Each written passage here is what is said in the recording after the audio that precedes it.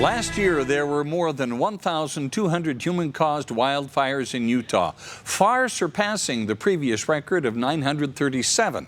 Officials are warning Utahns that this year could be even worse. It is so dry right now. Fox 13's Diego Romo spoke with fire experts about what you can do to help. Just 5 months into the year, and Utah has already had 185 wildfires burning more than 6,000 acres across the state. All but 3 of those were human-caused starts. Conditions are really alarming across the state. We are concerned.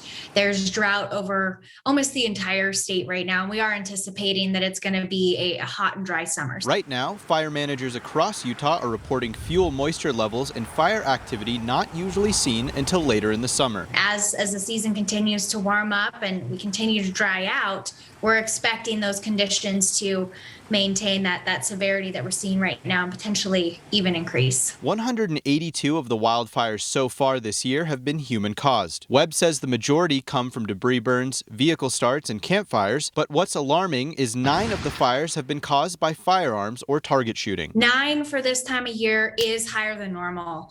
We've tended in the past to only see a total for a year in the teens. There's a couple things people can do to be safe when they're target shooting.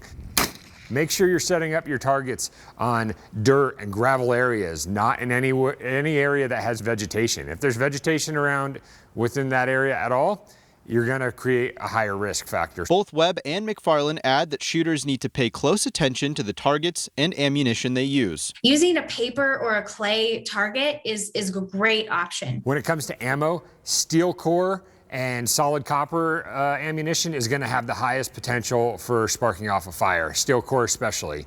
The least potential is going to come with a lead slug. Whether you are target shooting, camping, or simply going for a canyon drive, Webb says it's important to pay attention to forecasts and risk levels. We can't control drought conditions, we can't control the weather, but we can control whether or not we are causing these preventable human-caused wildfires. You can find a full list of wildfire resources, including active fires, fire restrictions, and red flag warnings at fox13now.com.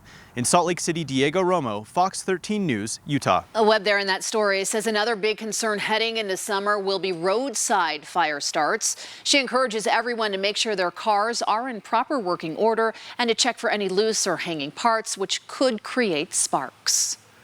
Are your tires properly inflated? Do you have a chain that's dragging?